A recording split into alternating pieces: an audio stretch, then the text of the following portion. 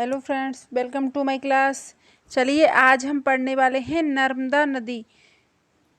Friends, जो ये नर्मदा नदी है ये अरब सागर में गिरने वाली प्रायद्वीपीय नदियां हैं। इनको हमने कल मैप के माध्यम से समझ लिया था। आज हम इनको डीपली पढ़ने वाले हैं। चलिए स्टार्ट करते हैं हमारी आज की क्लास। नर्मदा नदी। नर्मदा नदी अरब सागर में गिरने वाली सबसे लंबी सबसे लंबी प्रायद्वीपीय नदी है। अरब सागर में गिरने वाली सबसे लंबी प्रायद्वीपीय नदी कौन सी है? तो वो जाएगी हमारी नर्मदा नदी। इसकी लेंथ कितनी है? 1312 किलोमीटर। कितनी है? 1312 किलोमीटर। मध्य प्रदेश की जीवन रेखा कौन सी नदी कहलाती है? नर्मदा नदी। यह नदी मध्य प्रदेश की जीवन रेखा कहलाती है। मध्य प्रदेश की जीवन रेखा कौन सी नदी कहलाती है? तो वो जाएगी हमारी नर्मदा नदी। नर्मदा नदी उत्तर भारत को दक्षिण भारत से, मालवा के पठार को दक्कन के पठार से अलग करती है।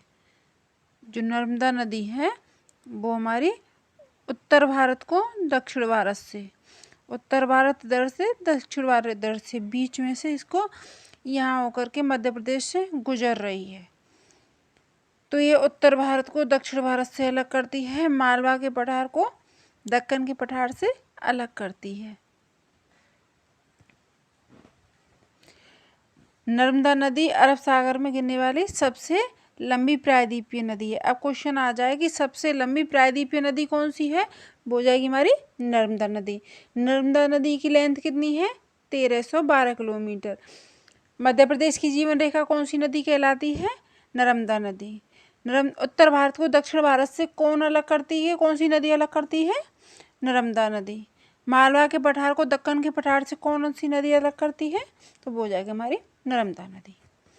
आई होप आपको अच्छे से समझ में आई होगी।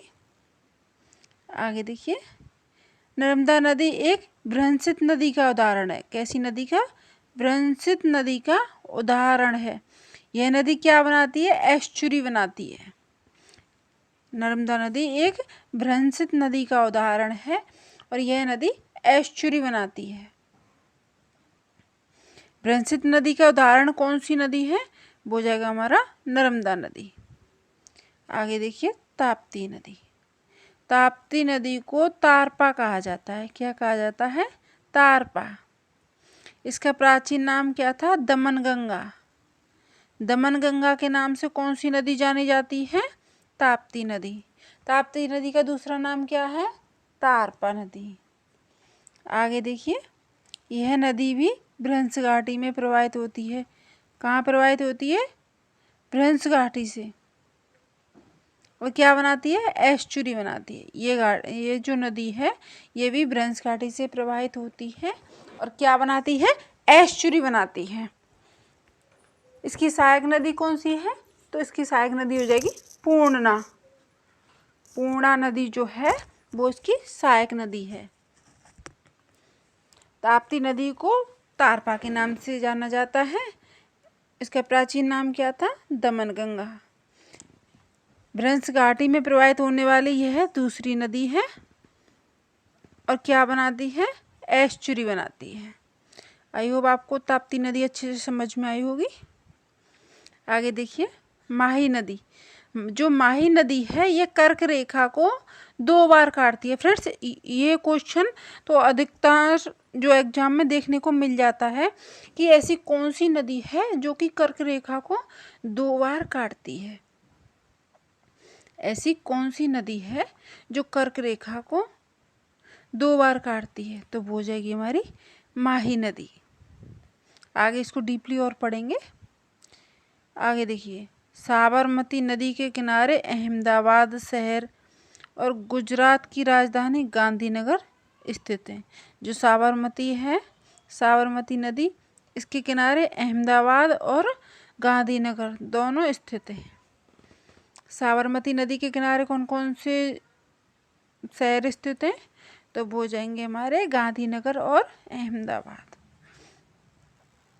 आगे देखिए, लूनी नदी अजमेर से लेकर के बाड़मेर तक मीठे पानी की है। जो लूनी नदी है वो मीठे पानी की कहाँ से कहाँ तक है, तो हो जाएगी अजमेर से बाड़मेर तक। अजमेर से बाड़मेर तक जो लूनी नदी है वो मीठे पानी की है, तथा बाड़मेर से लेकर कच्छ, कच्छ कहाँ है, गुजरात में, वहाँ तक कच्छकारण तक यह खारे पानी की है। जो लूनी नदी है अजमेर से लेकर के बाड़मेर तक कैसी है, मीठे पानी की है, और बाड़मेर से लेकर के कच्छकारण गुजरात में जाकर के ये विलुप्त हो जाती है, तो वहाँ पर कैसी हो जाती है, खारे पानी की। आगे देखिए, सूरत शहर ताप्ती नदी के मुहाने पर स्थित है। जो सूरत शहर है वो ताप्ती नदी के मुहाने पर स्थित है। ताप्ती नदी के मुहाने पर कौन सा शहर स्थित है, तो वो जाएगा हमारा सूरत। साबरमती नदी के किनारे कौन सा शहर स्थित है, अहमदाबाद और गांधीनगर। साबरमती नदी के किनारे अहमदाबाद और गांधीनगर। अजमेर से लेकर के बाड़मेर तक कौन सी नदी है जिसका जल मीठा है, तो वो जाएगी हमारी लूनी नदी। और बाड़मेर से लेकर कच्छकारण तक खारे पानी की कौन सी झील है, वो नदी है, तो हो जाएगी लूनी नदी। आगे देखिए, मांडवी, जुआरी, शरावती, पंपा, पेरियार, भरतपूजा, गंगावेली, ये हमने कल आपको मैप के माध्यम से समझाई थी कि ये पश्चिमी घाट से निकलने वाली नदियां हैं। तो आधी नदियां कैसी हैं, पश्चिमी घाट से निकलने वाली, और अरब सागर में गिरने वाली नदियां हैं। कैसी नदियां हैं, ये सभी पश्चिमी घाट से निकलने वाली नदियां हैं और अरब सागर में गिरने वाली नदियां हैं। पेरियार नदी केरल की सबसे लंबी और बड़ी नदी है। पेरियार नदी कैसी है, केरल की सबसे लंबी और बड़ी नदी है। केरल की सबसे लंबी और बड़ी नदी कौन सी है, तो हो जाएगी हमारी पेरियार नदी। यह नदी केरल में जल विद्युत परियोजनाओं के उत्पादन हेतु अत्यंत महत्वपूर्ण है। जो जल विद्युत परियोजनाएं हैं उनके लिए पेरियार जो नदी है सबसे लंबी है, सबसे बड़ी है और सबसे महत्वपूर्ण है। तो केरल की सबसे महत्वपूर्ण नदी कौन सी है, तो वो हो जाएगी हमारी पेरियार नदी। आई होप आपको अच्छे से समझ में आई होंगी। देखो इसको ट्रिक के माध्यम से याद करते हैं। देखो, सोजा, सालू की माता भानुमती, ये सारी अरब सागर में गिरने वाली नदियां हैं। सोजा, सालू की माता भानुमती, तो देखिए 7 से हो जाएगी हमारी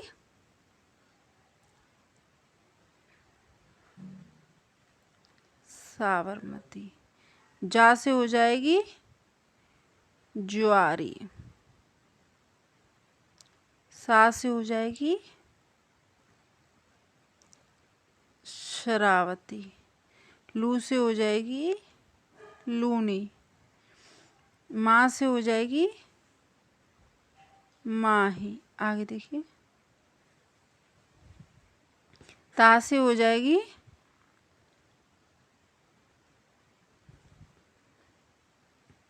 भा से भरतपूजा।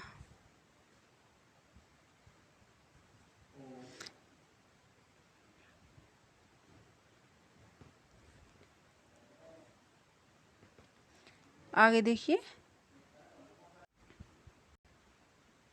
यहाँ तक हमने कर लिया था। तास, एक सेकंड, ता से ताप्ती, भा से भरतपूजा। आगे देखिए, ना से नर्मदा,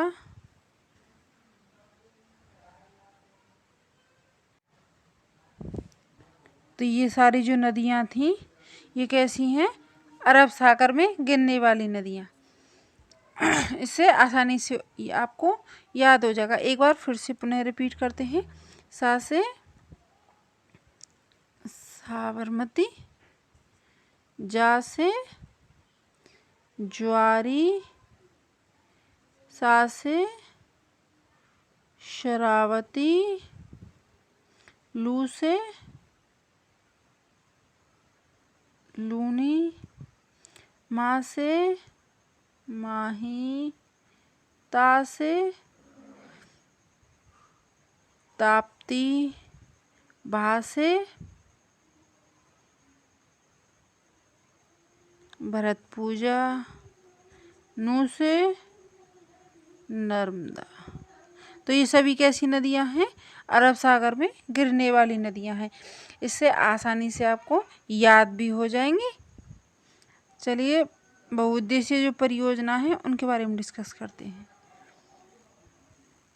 भारत की बहुउद्देशीय परियोजना, जो भारत की बहुउद्देशीय परियोजना है वो हिमालयी नदियों पर की जो परियोजना है वो हमारी, और दूसरी कौन सी है? प्रायद्वीपीय नदियों की परियोजना है।